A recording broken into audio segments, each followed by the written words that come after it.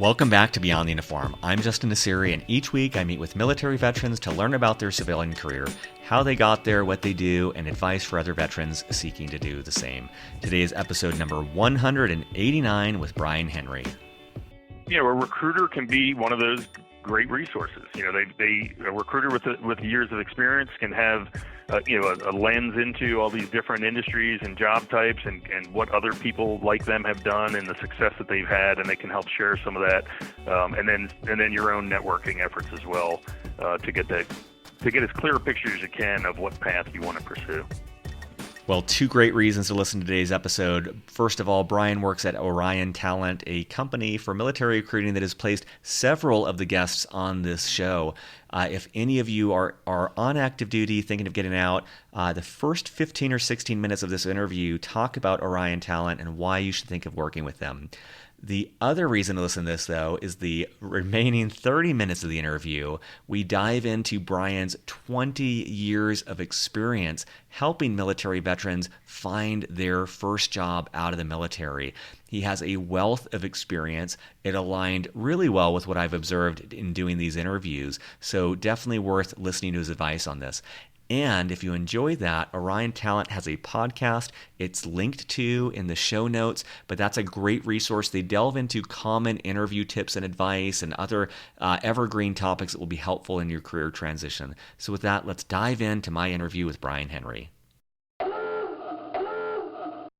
Joining me today in San Diego, California is Brian Henry. Brian, welcome to Beyond the Uniform. Thanks, Justin. Glad to be here. So for listeners, Brian is the Senior Vice President of Operations at Orion Talent, where he has worked in various capacities for 20 years. He started out at Penn State University, after which he served in the Marine Corps as an infantry officer for over 11 years. And in the show notes, I'll add, we've had quite a few guests on Beyond the Uniform who found their job, or at least their first job out of the military, through Orion Talent. They're one of the military recruiters. And so, Brian, excited to have you on, not just to share about Orion, but also, 20 years in this space. I imagine you've helped a lot of veterans figure out what they want to do and where they want to work. And so excited to hear what you've learned. Yeah, no, it's been a interesting path. My story, I got out of the Marine Corps. I got selected for recruiting command orders at the 11-year mark, and that's what led me to kind of pop my head up and think, maybe I don't want to do that. I'm gonna get out. So I got out of the Marine Corps not to go into recruiting, and I've been in recruiting for 20 years now. So that's awesome. Been an interesting path, yeah. Well, maybe to start out, if someone listening is on active duty, how would you explain what Orion Talent is? So Orion Talent we're a recruiting leader. We provide skilled talent acquisition, recruitment optimization, and military hiring to businesses nationwide. We just rebranded it. We were Orion International. Started back in 1991 by 5 former military officers, founded the company. And for the first many years of our business, it's purely been in helping transitioning and former military in their career transition into private sector career opportunities. In 2016, we acquired a mid-market RPO firm, Novotis, and kind of added to our ability. So now we can bring not just the military piece and niche that we're very good at, but we can come in and help companies at a much broader level, skilled talent, and even take over the recruitment altogether. So you've had a lot of different hats while at Orion. Currently, you're Senior Vice President of Operations. Could you give a sense of just briefly what that means, and then also just kind of walk us through the types of work that you've done while you've been at Orion? Yeah, so currently as a Senior VP of Ops, I'm in charge of our recruiting teams nationally, specifically the officer recruiting teams in our 5 offices, and then kind of overseeing kind of our systems and recruiting processes. So I'm based here out of San Diego, but we have offices in Virginia Beach, Raleigh, Cincinnati, Austin, and here in San Diego. I started out as an account executive, which is, we have 2 primary roles within Orion. One is the recruiter, they're the people that are talking to the candidates first.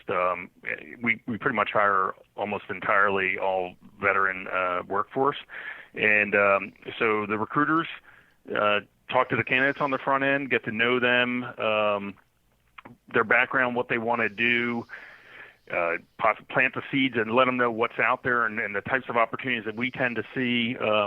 And then the other job is the account executive. They're the guys, and that's the role I started out in, where we're out there interfacing with the companies, trying to build relationships with companies, talk to decision makers in leadership and talent acquisition about their hiring needs and specifically where the military can fit in, and then bring them to the table when they have openings and work closely with the recruiters to get the right candidates in front of the companies. So I started as an account executive. I moved over onto the recruiting side, did that for a few years, and then I progressed into an operations manager back when we used to have one manager running an entire branch, and then up into the VP and senior VP roles. And what are the for the veterans that you work with, or the people on active duty that you help place, what are some of the typical industries that you work with? Yeah, so really our focus is private sector.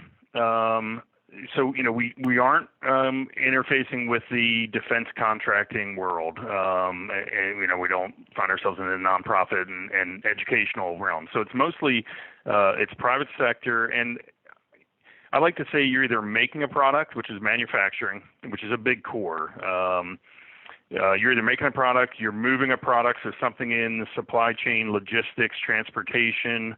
You're servicing a product. There are a lot of service and operations companies out there, or you're selling a product. We do see a lot of companies coming to us looking for sales, everything from medical device to industrial sales, professional level. And then construction is another big industry for us, both on the residential and commercial side. And then, power plant energy is the other. They're kind of the core businesses that we find most of the opportunity in.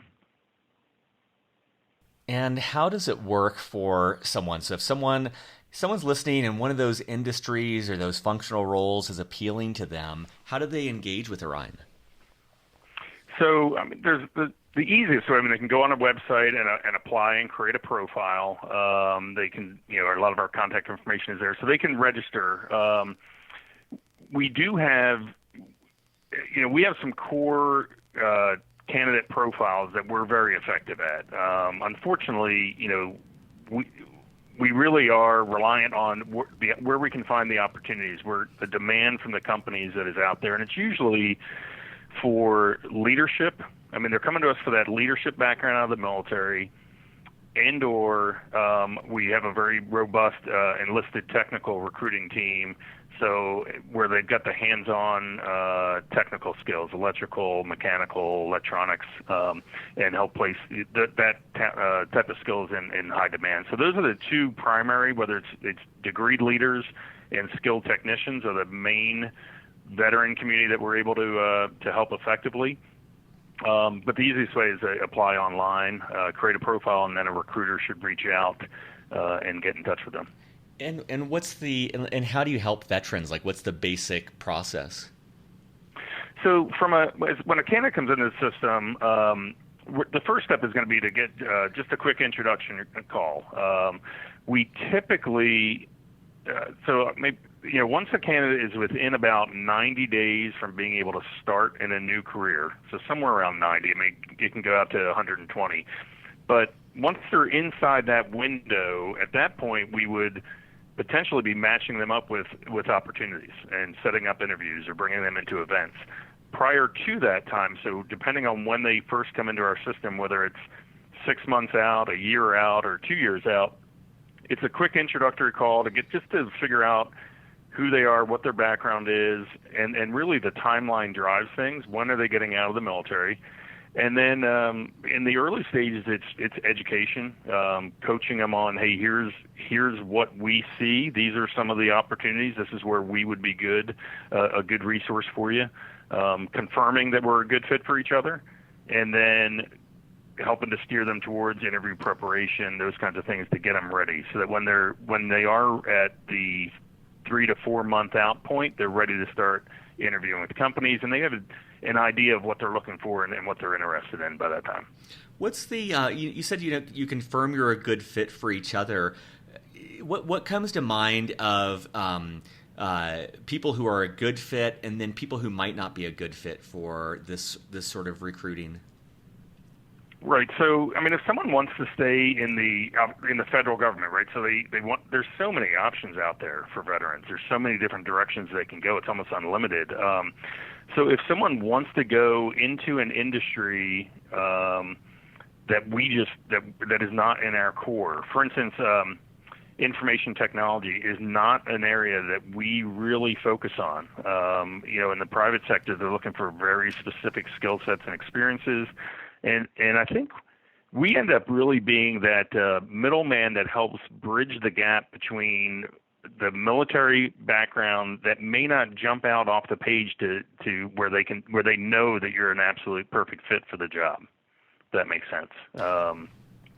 For instance, a construction, civil engineering construction, their resume is going to resonate with a construction company probably. Mm-hmm. They don't need as much translation to get their foot in the door and get in front of those companies as maybe an infantry officer coming out looking for some type of leadership job in the private sector, whether that's in manufacturing, in construction, or in general operations.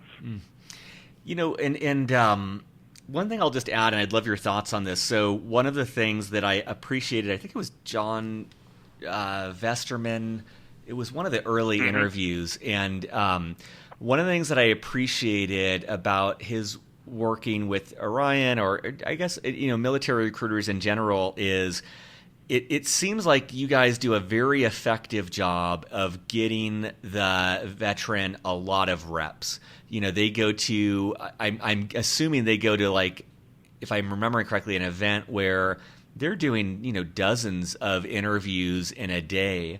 And it seems like almost like a boot camp experience of, like, man, that's going to be a great way to make sure that your resume's buttoned up, your story's buttoned up, and you get a lot of exposure too, where if you meet with a dozen or two dozen companies in the course of a couple of days, you're going to know, hey, this is the team that I liked the most, or this one stood out the most. And it's that old phrase that the best decisions are made in parallel, not in series. And being able to see these things side by side also gives a lot of insight into an industry or functional role that the person might like. And I'm just wondering, that's just my outsider view.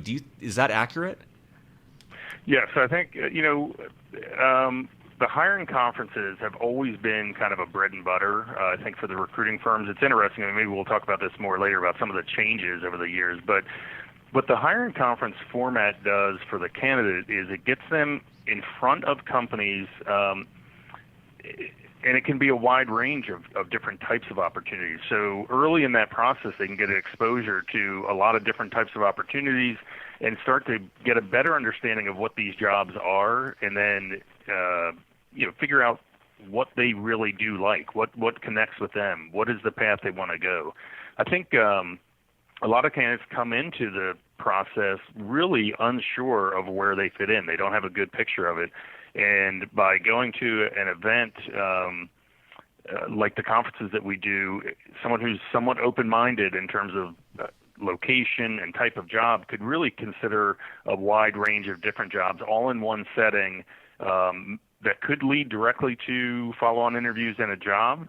But worst case scenario, it is going to hone their interview skills, and it's also going to help them get a better sense of what are the right fits for them. Maybe that they don't have before they get that experience interviewing and really looking at an individual opportunity. That's great. I do want to dive into the changes you've seen and just kind of what you've learned in your 20-year career. But I also want to make room. What have we not covered about Orion that you want to make sure that you share with listeners? Well, I think the biggest thing is my advice with candidates is that in my mind, it's better for us to have their information in our database than to not, because even for some candidates, we could be a primary resource. They could, and that usually becomes because they're open to either a range of locations or maybe a very high density location, right? Like if you were if you were an electrical engineer and you wanted to work in the Bay Area, Northern California, they might be able to put all their eggs in our basket. We probably have plenty of opportunities up there that we could put them into, for instance.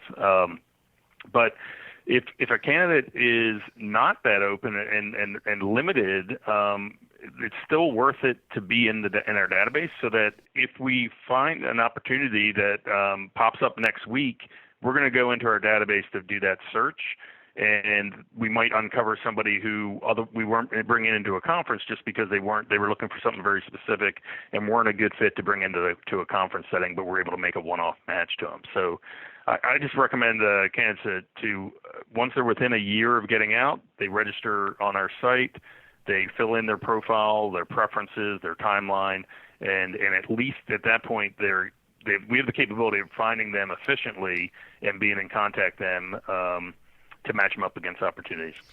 And I would just say, I have not had experience with military recruiters, but for what it's worth, from great options come great decisions. And from my perspective, it seems like there is zero downside to throwing your name in this database. From what I understand, Orion and companies like Orion, they make their money from the company that hires. If someone hires you, they are paying Orion a fee, so it's completely free for you.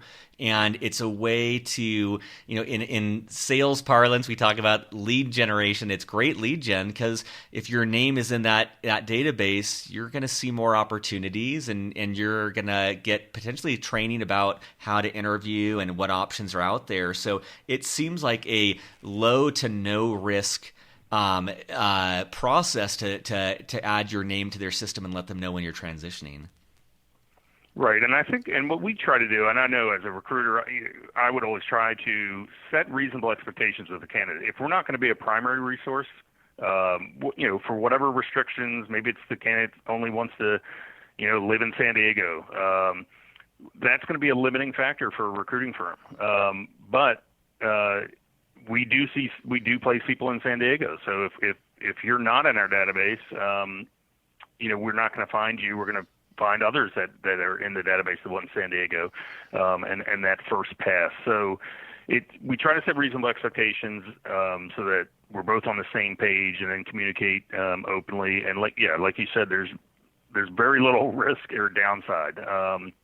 The companies do pay a fee, and in fact, I wrote a blog post because I talk to candidates and I hear some of the misconceptions and things that are shared out there amongst people transitioning.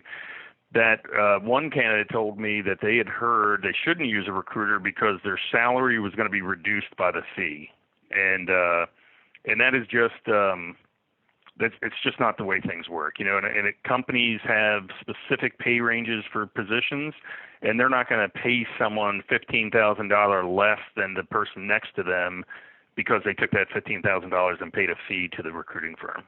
It's a separate budget. Every company invests money in their talent acquisition, and those that engage with an outside recruiting firm are prepared and ready to and see the value in paying that fee when they hire somebody to join their team. Awesome. Well, let's shift gears a little bit, and I want to delve into your wealth of experience in helping people in the military find what they're going to do. I do want to preface all this for listeners and let you know in the show notes I'll have a link to this.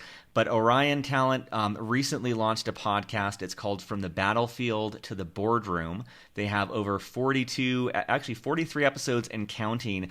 And the great thing about their content is it is very timeless.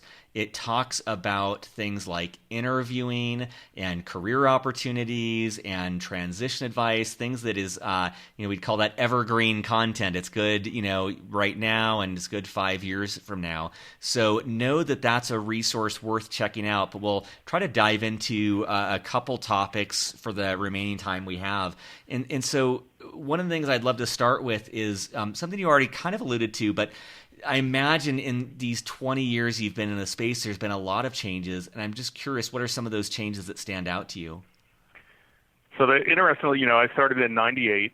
Monster began in 1999. So we just got Monster as the new resume database online. Back then, the only thing you could do as a recruiting firm is you sent out mailers, you got Freedom of Information Act lists. So the biggest change really is LinkedIn. I mean, that's a huge game changer. LinkedIn and social media in terms of the ability to connect individually. Candidates can go out and do networking now that they just couldn't do in the past. So that is huge. There's also, I'd say, with that, there's an abundance of information, which sometimes I think can create some of the challenge. There's so much information out there that how do you find the right information that's relevant to you? Because every veteran really is an individual case. You can't cookie cutter and say this is the path that you have to take because this was your MOS or this was your branch or your background. So there's really just an abundance of information out there. The other big change I would say is the proliferation of veterans initiatives that have come around. Joining forces under the Obama administration and we were part of that effort, was really trying to drive companies to hire veterans. And that is, over the past, since 9/11, has really changed the landscape. There's a lot of players out there and a lot of great programs that help connect veterans to companies. So certainly that's a big change. I love that, and I'm one thing I want to dig in on is I appreciate you saying that about there is so much more information. I empathize with someone who's doing that transition now because I imagine it's very overwhelming, the amount of information, the amount of options out there, and I love that perspective you have that there isn't a cookie cutter approach for veterans, and that's certainly been my experience in all the interviews I've done, that veterans are very different and they're capable in different ways and they're suitable for so many different jobs. Have you found any effective way for someone on active duty to narrow the playing field or start to get a sense of what to do next, given how much information there is out there? Yeah, I think it comes to to me, it all starts with doing some little internal soul searching, whatever, to figure out what is it that you're going to be looking for, what's going to be important to you. So, and if you start to list out what are going to be the drivers in your search, is location going to be important? What type of a career are you looking for? So laying some of that framework down to figure out what it is you're looking for, then so that you have some target in mind to go out and look. The next level, and I would start this early, is network. Find someone in an industry that you're interested in, whether it's family, friend, or on LinkedIn. Just find another veteran that are going to be happy to talk to you about what they do, and start to build a better situational awareness about what these jobs really are, to figure out if it is what you want to do. I know you've talked, Justin, about you were thinking you were going to go down the consulting path and then went a different direction, and I think that's so many veterans have to have that discovery phase where they try to figure out what's important to them and then what can align with what they're looking for. That's great. I love that too, and I think about that more and more, in my role in my job. It's early stage startup, and I'm just more and more aware of the role that experimentation plays on everything we do. And I just notice, even for me 10 years out, how averse I can be to experimenting and this fear of failure or fear of making a mistake. And I can imagine that there's some parallels there in the job search of, finding ways to experiment. And I love that you pointed out networking. I think that's a great way to talk to someone, especially a veteran who works in in construction, and talk to them about what that's like and what they like and don't like, and see if that resonates. And I imagine for many of us, this was the same process that helped us figure out what we wanted to do in the military. You probably talked to people who were on submarines or in the Marine Corps or in infantry or whatever it was, and got to know, is this what would excite me? Is this the type of people I want to be hanging out with? And I think networking is a great way to experiment and get a little bit of data points about what you may like and what you may not be, ideally suited for. Right.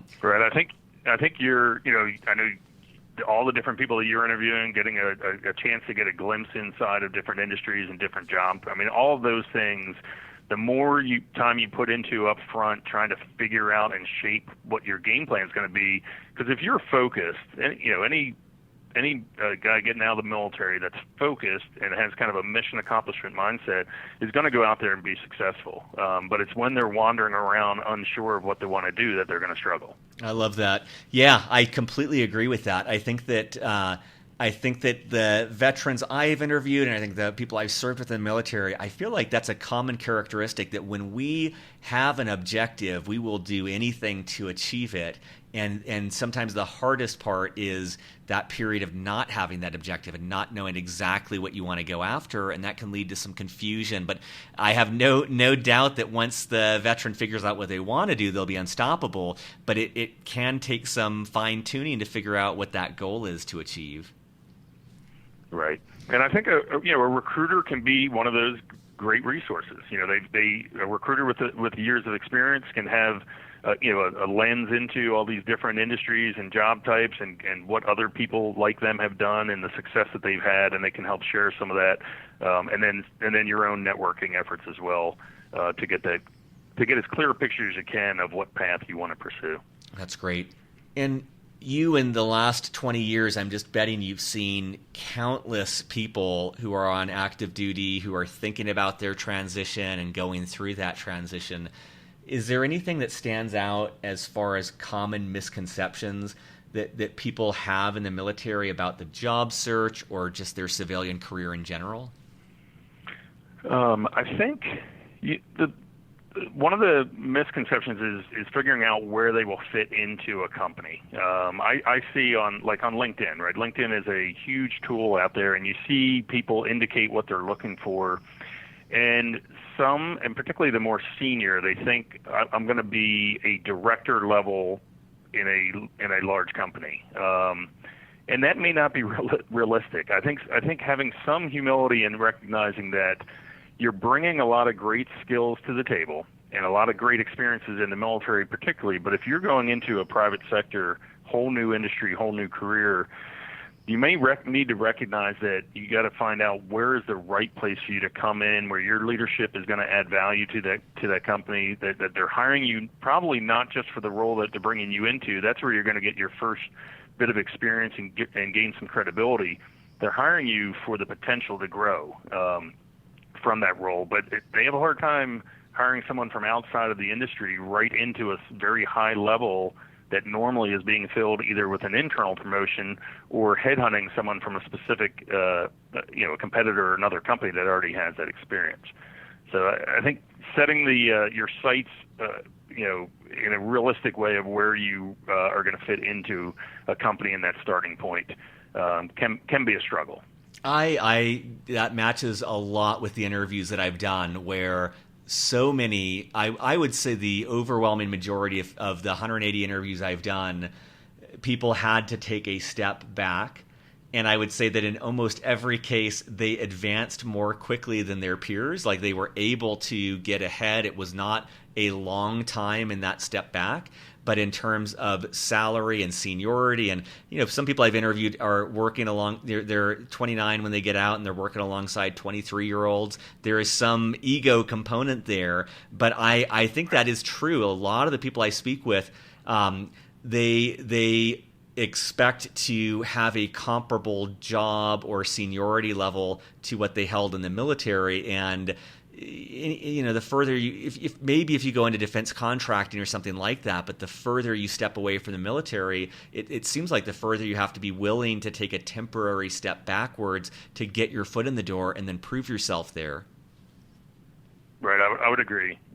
And then the next thing I think is that it's I think you may not find that dream job right out of the gate. I think you have to come into it with a mindset of each hopefully you got to take a good position with a good opportunity, and then you have to proactively shape your career. So that first job, whether you stay with that company for 20 years, or whether that's the position that helps you get a much clearer focus on exactly what direction you want to go, and promote internally within that company, or use it as a springboard into other opportunities.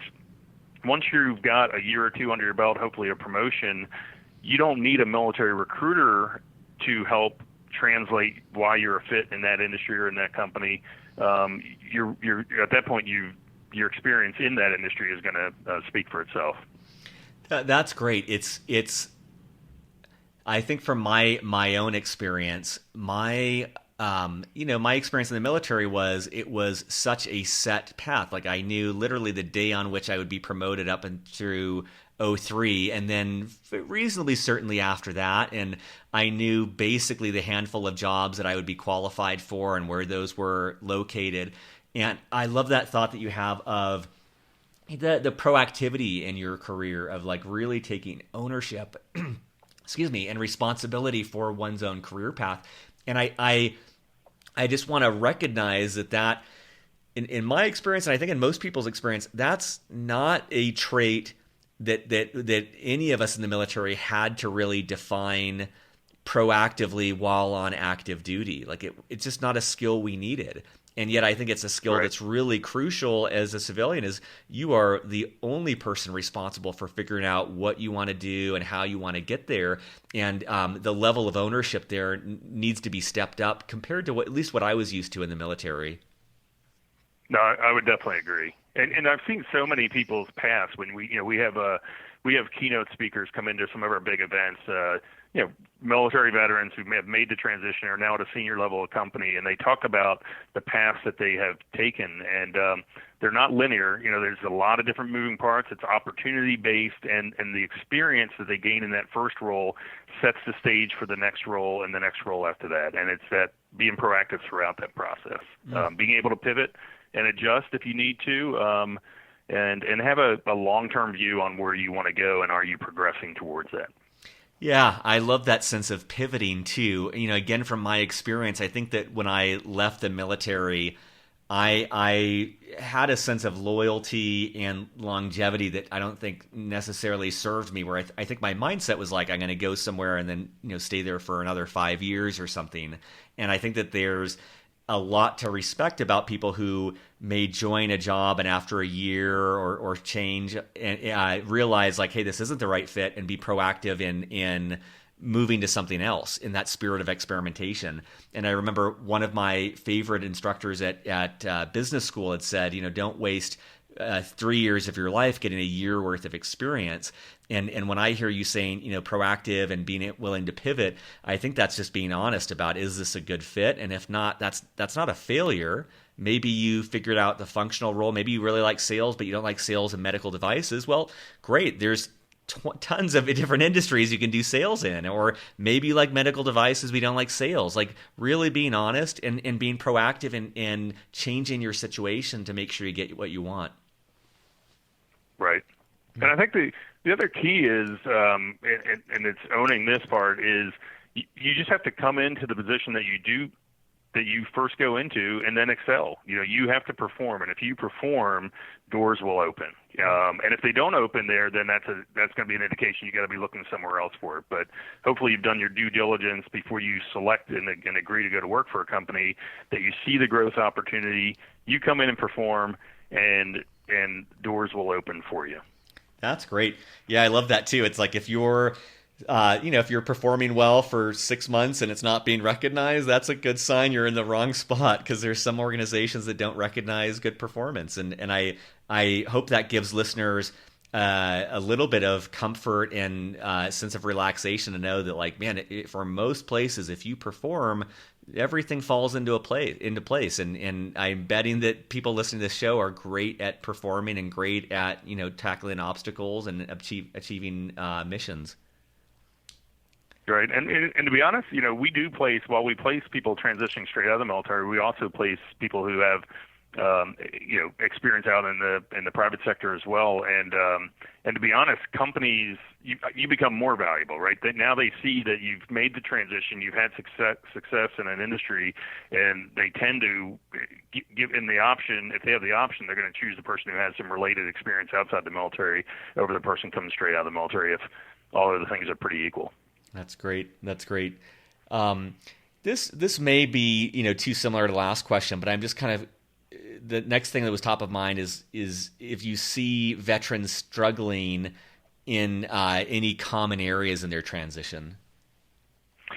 Yeah, I think one of them, one area that I see repeatedly. I go to a lot of our national events, hiring conferences, and I'll get a chance to sit down and we'll do small group practice interviews with candidates, and I'm repeatedly surprised at the lack of preparation that candidates put into it. And I think you had a couple episodes ago, I think it was Andy Chan, and I loved the way he talked about that you need to put the time in and prepare for this job search. It's not going to be your only job search. So put the time in and prepare. That from interview preparation, learn how to interview.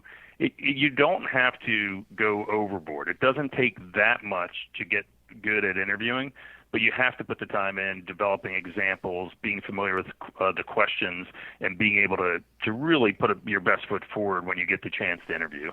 So I definitely see too many come in and kind of try to wing it and not put the time into preparing for interview.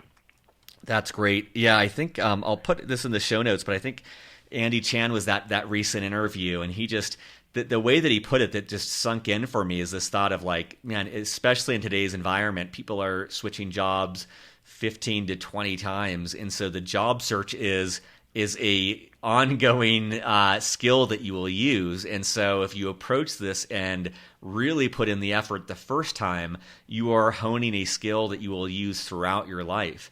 And I've seen that as well, like when people come in unprepared for interviews, and it's like just really doing the homework on the company you're applying to and the position and crafting your story and rehearsing your story and being able to, literally know in your mind when they ask you a time you faced failure, what's your story to share about that? And when they ask you about, a time that you led a team to achieve an objective, what is your story for that? And just having those on the tip of your tongue rather than making it up on the spot. I think that's great advice to not wing it. Yeah, I think we've already talked about it, but one of the biggest struggles I think is just figuring out what they want to do. That's the key. Because if you've been successful in the military and you can figure out what you want to do, you're going to be able to then prepare accordingly and find that opportunity. I think another one. A lot of people I hear, they buy a house before they get out. Some people tie themselves down to a location while they're right before they transition. Maybe they, because they still have a steady paycheck and they think, okay, I'm going to buy this house now. Well, that can have a huge impact on your job search, a huge limiting factor on the types of opportunities that you can consider potentially. So everyone's got to make that call themselves, but recognize the consequence sometimes of that. And as you go into a new career, you may get asked to move again. A lot of people get out of the military because of the time away, the quality of life issues and the travel. But if you want to be, in a company and on the fast track moving up, you may need to be prepared if it's a national company to be able to move around a little bit in those early years in the company. And so, limiting yourself by location can have definitely limiting, restrictive consequences on your search. And then I think the other struggle, is that the reality is it's hard to duplicate the experience of the military, the camaraderie. The things that you love about the military are hard to find in a company. A lot of companies, you may not find it in work. And so recognizing that and figuring out that you can replace that tribe aspect outside of work, whether it's a charity group, it's other organizations where you find that camaraderie and that purpose beyond just your job. Because, coming from the Marine Corps, I know, our culture is, I haven't seen anything like the Marine Corps. I mean, Orion has been as close to it as possible because we're all military here, left and right of me. But find a tribe out there that can replicate the positive things that you're taking away from the military. That's great. That was one of the more surprising things that I found in these interviews and for myself as well, is the identity piece, or missing that camaraderie. And take it from me, someone who always felt like on the more civilian side of being in the military, and even I think there was this really big hole that I didn't even expect when I left the military, of the connections I had with my crew, with the sense of purpose, with the sense of satisfaction with what I was doing. And so I love that advice of finding organizations like there's so many great organizations out there, Team Red, White, and Blue, Rubicon. There's so many incredible organizations to get involved in, or to feel like you're giving back. I think that's a common attribute. So I think that's really, really powerful advice. I think those are the main struggles that I would probably highlight. Awesome. And I also wanted to ask, there's definitely the podcast that I'll link to in the show notes. Any other resources that you can think of that would help people who are listening to this podcast? I recently, I think you interviewed Tom Wolfe. We had a podcast with him, and I read his book again, his second edition, recently. When he just released that? But I think that's a great book for someone who's thinking about getting out of uniform. To learn about the process of the job search and figuring out what's important to you and what these different roles are. I think he spells out that pretty good. The other thing I recommend strongly to everyone transitioning who's about to be interviewing is to read a book about sales. And I think it serves two purposes. For many, particularly the degreed officers or SFNCO, a degreed leader could consider sales as an option, but they're only going to be able to consider sales if they actually understand what sales is, and that's going to come from reading a book to get a sense of it, figure out what it is, why you'd want to do it, so that then you can interview successfully for sales and open that door as another possibility.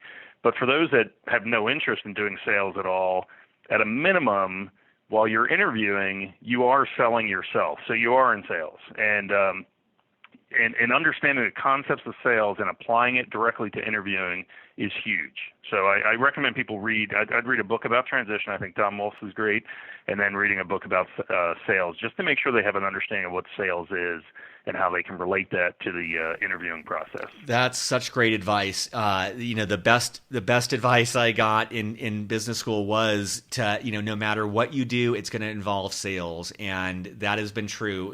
Fundraising is selling to investors, hiring is selling to a potential employee. You are selling to retain your customers. You're just constantly selling in every capacity, and it is not only a skill set that's not that's not actually true. I think that people in the military do some form of sales. If you're trying to push an initiative through your team and you're selling it to them, or you're trying to get your team fired up to do something, that is a form of sales, though most people in the military don't view it as that. But it is a skill set that's relatively underutilized for people in the military.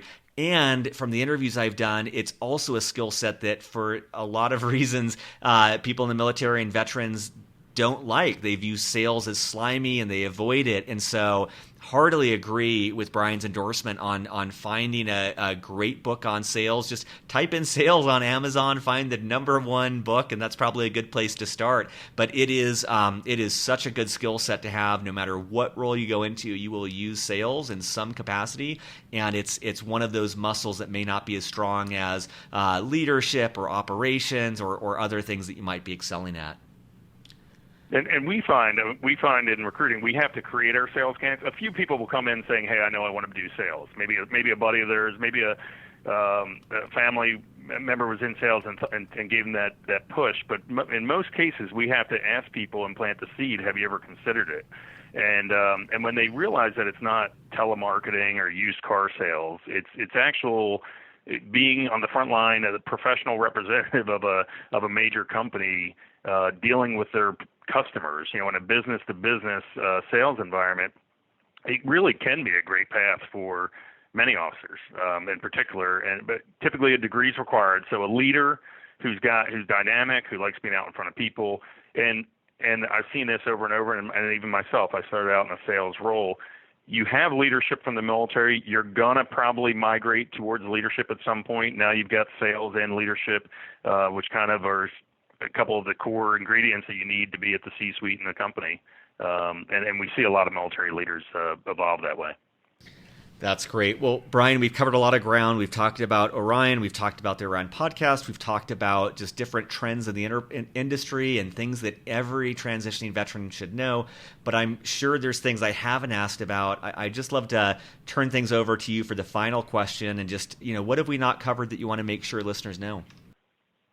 I think we have covered a lot. I would just, if you're active duty and you're just thinking about getting out, start listening to podcasts.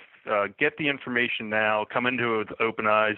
And there's a lot of opportunity out there. Companies recognize the value.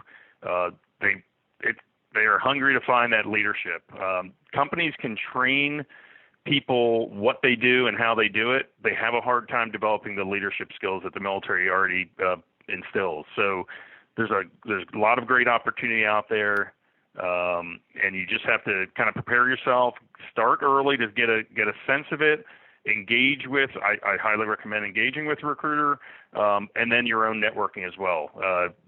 You got to put as many tools as you can in your toolkit to lead to this successful transition, and then help veterans on the back end after you've made that successful transition. Awesome. Well, Brian, if listeners, if they would like to get a hold of you, what's the best way for them to contact you and continue the conversation? So I'm on LinkedIn. Certainly contact me there. Connect with me. I'm glad to connect with veterans in transition. And email bhenry@oriontalent.com is another great way as well. Awesome. And I'll add, for listeners in the show notes, I'll add Brian's LinkedIn profile and his email address there as well to contact him. Thanks so much, Brian.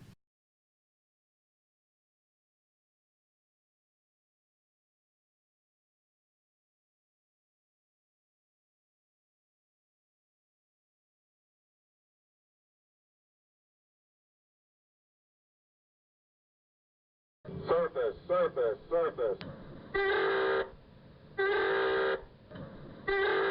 All right. Thanks so much for listening. If you're enjoying the show, 3 quick plugs.